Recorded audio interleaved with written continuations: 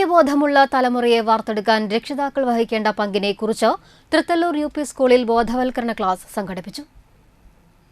IDFC first ഭാരതിന്റെ സഹകരണത്തോടെ school SPGയുടെയും PTA സംയുക്ത ആഭിമുഖ്യത്തിലാണ് ബോധവൽക്കരണ ക്ലാസ് സംഘടിപ്പിച്ചത്.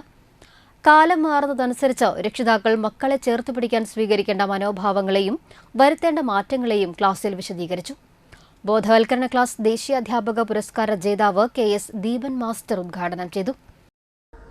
സ്ഥിരമായിട്ട് നമ്മുടെ മക്കൾ ഇപ്പോ എങ്ങനെയെങ്കിലും പെട്ടെന്ന് പൈസ ഉണ്ടാക്കാം. ഇപ്പൊ പോലീസ് ഉദ്യോഗസ്ഥൻ പറഞ്ഞത് ആദ്യമൊക്കെ ഇങ്ങനത്തെ കാര്യങ്ങളിലേക്ക് അടിമയാക്കാൻ നോക്കും. പിന്നീട് ഏറ്റവും എളുപ്പം വിൽപ്പനയാണ്.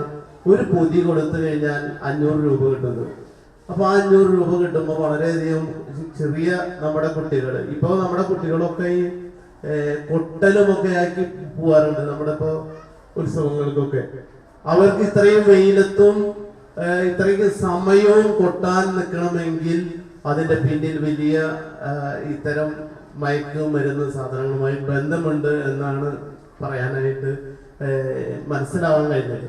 അപ്പൊ നമ്മൾ നോക്കേണ്ടത് നമ്മുടെ മക്കളെ നമ്മളിൽ നിന്നും കൈവിട്ടു പോകാതിരിക്കാൻ എപ്പോഴും നമ്മുടെ ചെറിയ മക്കളല്ല, അവരുടെ മാനസികമായ വളർച്ചയും നിങ്ങളൊപ്പം കൂടെ ഉണ്ടാകും.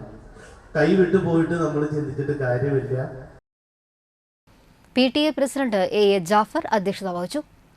പ്രധാനാധ്യാപിക KG Rani, Ajitha Prem, PP Jyothi, PTA vice president Sanitha Suresh, MPTA president Rajani, PTA അംഗങ്ങളായ ജയവത്സൻ, ബാബു രമേശ് എന്നിവർ സംസാരിച്ചു. International psycho social counsellor Shafeeq Yusuf, M Vinayachandran എന്നിവർ ക്ലാസിന് നേതൃത്വം നൽകി.